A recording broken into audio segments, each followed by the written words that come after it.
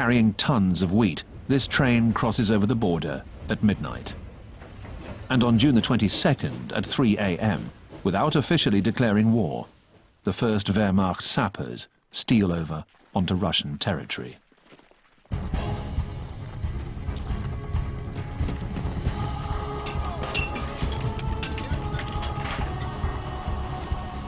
They are followed by 153 German divisions, as well as by Finnish, Romanian, Slovakian and Hungarian troops. There is even a division of Spanish fascists. 3 million men, along with 600,000 trucks, many of which are made by French manufacturers such as Berlier and Renault. More than 3,000 tanks, 7,000 cannons, 3,000 aeroplanes,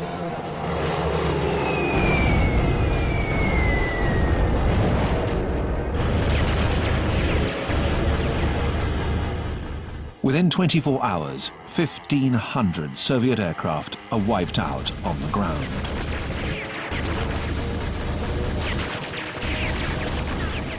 "300 more Russian planes are shot down by the Germans.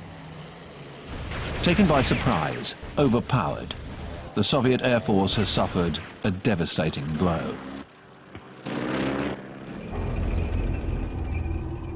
The German offensive is unleashed across 3,000 kilometers and in 3 different directions.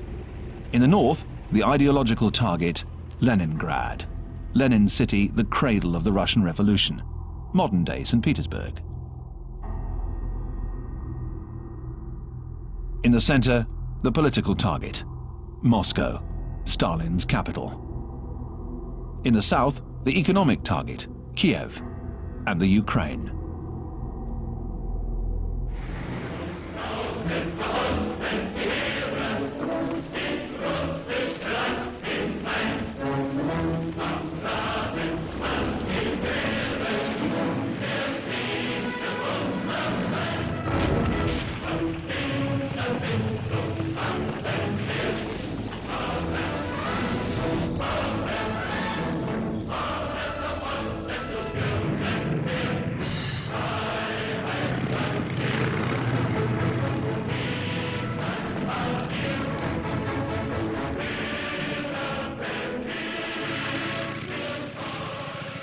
In the northern Baltic states, the Germans are sometimes hailed as liberators.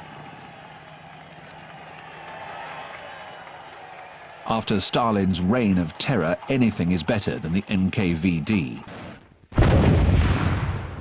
On the Central Front, General Guderian, the tank strategist and proponent of the Blitzkrieg, is held up by the Stalin Line, a series of fortifications that the Panzer Grenadiers have to take by assault. Guderian continues to advance.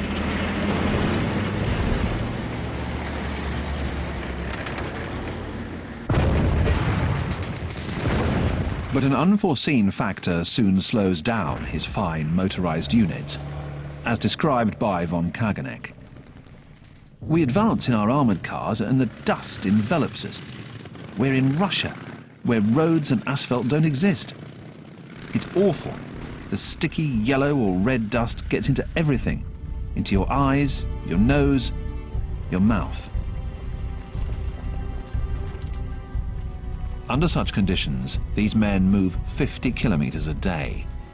They have marched all the way to Warsaw, to Oslo, to Bayonne. They are beginning to realize just how vast Russia is.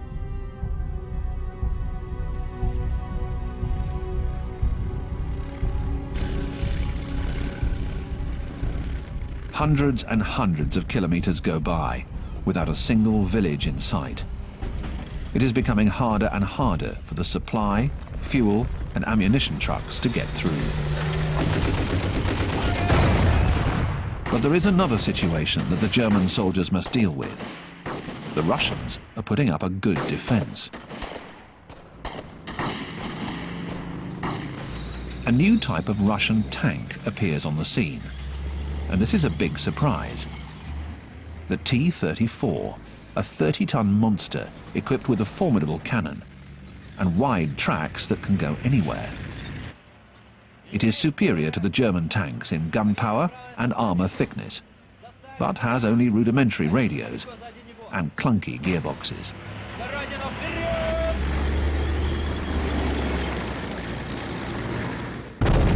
The only weapon powerful enough to neutralise it is the German 88 cannon.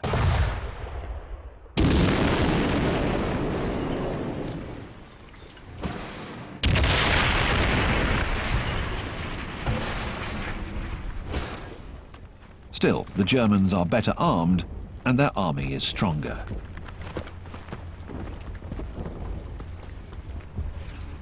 But these Ivans, as they call the Russians, will fight tooth and nail until the very end.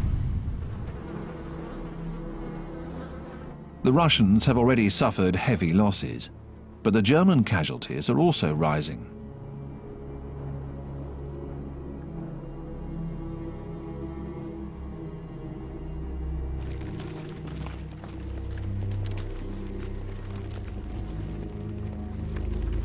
The Germans continue to make progress towards their three goals, Leningrad, Moscow and Kiev, by capturing entire armies. Hitler's orders are to immediately execute all political commissars, members of the Communist Party whose job is to oversee the officers and keep an eye on the soldiers in each military unit. Guderian is opposed to this criminal order. However, according to the commander of the 4th Panzer Army Group, General Herpner, this war must be led with unprecedented brutality. There is to be no mercy for the Bolsheviks.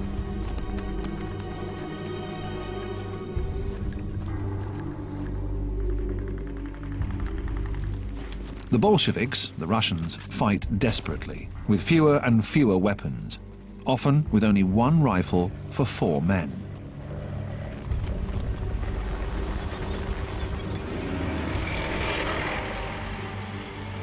They are forced to retreat along the entire front.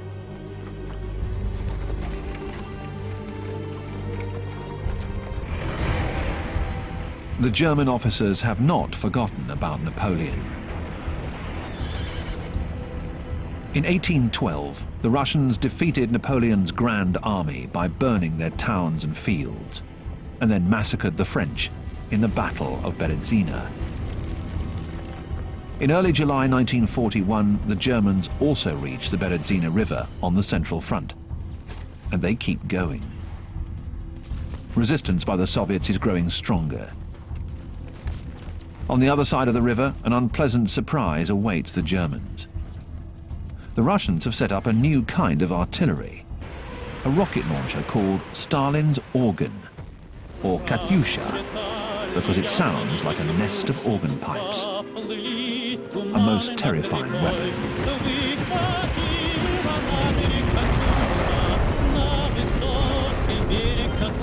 But nothing can stop the German advance.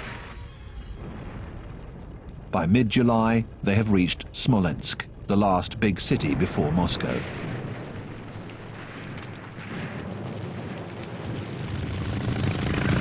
The battle for Smolensk lasts 3 weeks.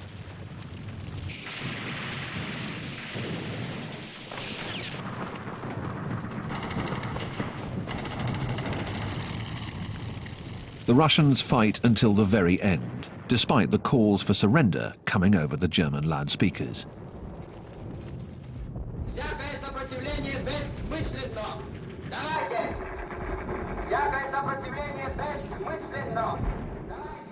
Very few are taken prisoner.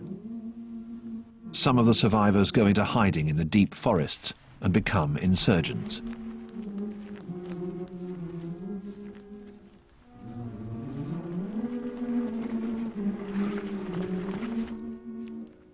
They are joined by many peasants and farmers whom they train to fight. They hunt down traitors and disrupt the enemy's communication lines.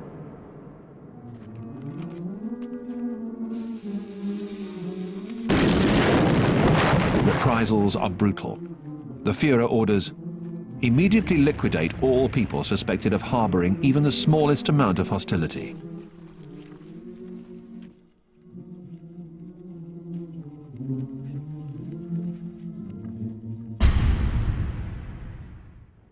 He orders Guderian to swing south towards Kiev in order to close the pincer around the Russian armies still operating in pockets to the rear of the Wehrmacht.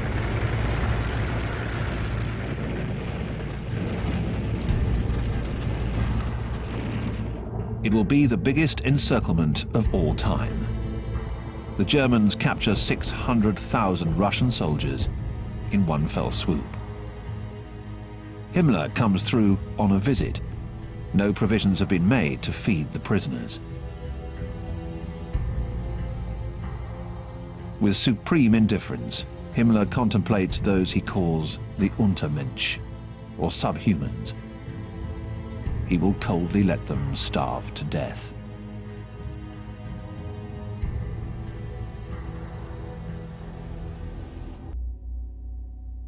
In the north, the long siege of Leningrad begins.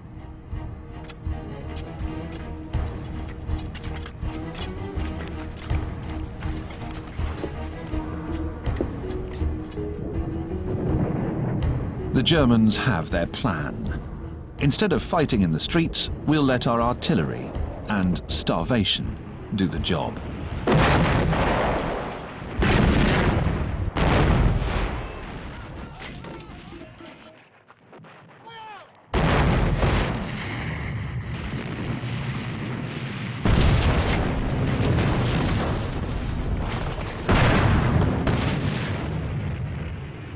City buildings are destroyed.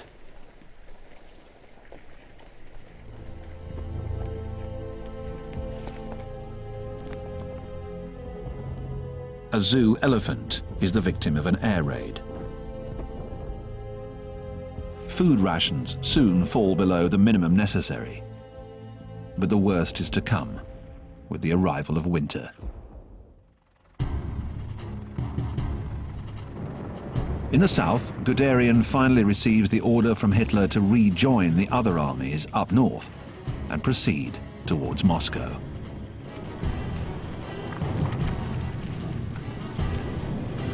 Along this enormous front, from Leningrad to Odessa, the thrust towards Moscow seems unstoppable.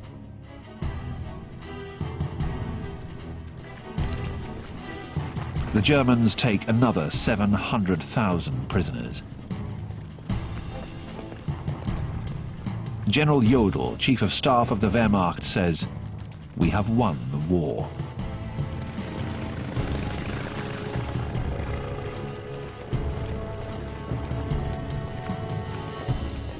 Von Kageneck writes, "We suddenly had to deal with the most frightful adversary, the autumn rain and mud, which the Russians call Rasputitsa. Endless mud, so gluey and sticky that it sucks and holds onto everything. It won't let go of anything, whether it be a tank, a truck, a horse, or a man."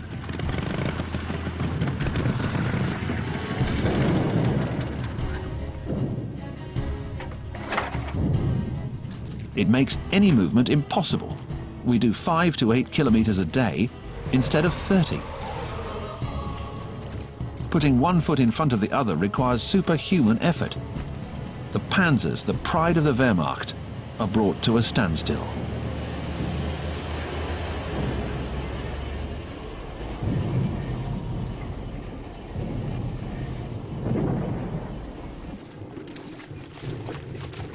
Hitler writes to his troops, "Soldiers on the Eastern Front, comrades, today begins the last great decisive battle."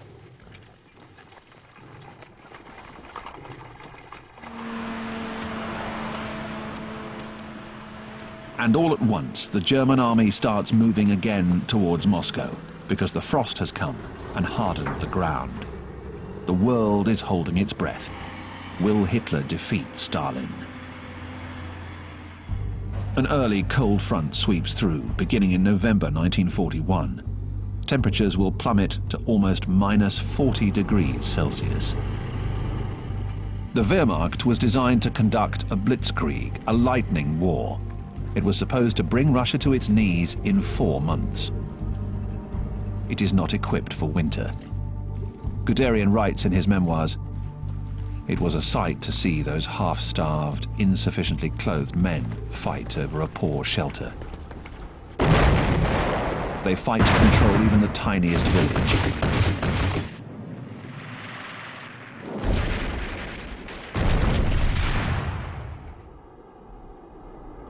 Losing a village, losing even a single izba, means death. The men die of cold or dysentery. Diarrhea makes them run off 30 times a day. Dr. Happ, the Wehrmacht's physician, warned them, "You have to choose. If you pull down your trousers, you'll freeze to death. You must take apart the seam in the back, so you won't have to pull them down." Meanwhile, on the road to Moscow, the Germans are no longer able to wash or change their clothes. Like their enemies, they are driven crazy by lice and parasites that bring scabies and typhus. Napoleon's Grand Army lost over 100,000 men to typhus. In spite of it all, the Wehrmacht pushes on.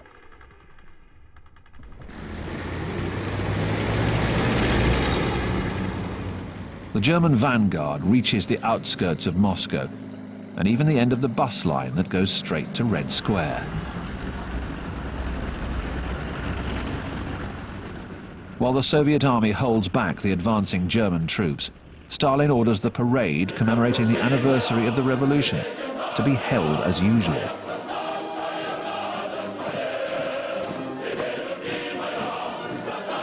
To galvanize his troops, Stalin makes a speech that invokes forbidden images from the past, the great soldiers from the time of the Tsars. Be worthy of your glorious ancestors, Alexander Nevsky, Dmitry Pozharsky, Alexander Suvorov, and Mikhail Kutuzov. Siberians are not afraid of the cold. They are rugged outdoorsmen who are used to using their wits. They have brought their skis and their reindeer with them. And now they are going hunting for Germans. Zhukov wants to trap the Wehrmacht in a pincer movement.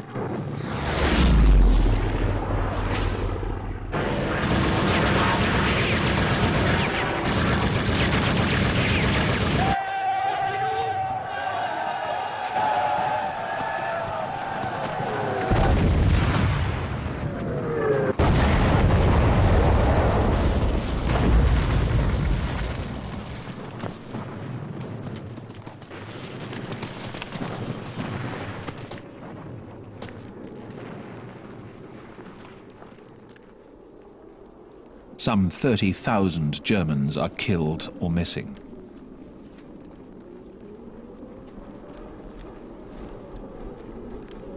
Thousands are sent off to Siberia. Their struggle with the cold is far from over. Less than 1 in 3 will return home, almost 15 years later.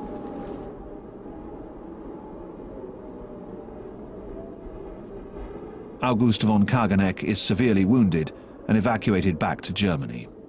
He writes, "Faith disappears, doubt becomes obsessive. Death becomes your best friend, man's only friend, because it will deliver you from your suffering."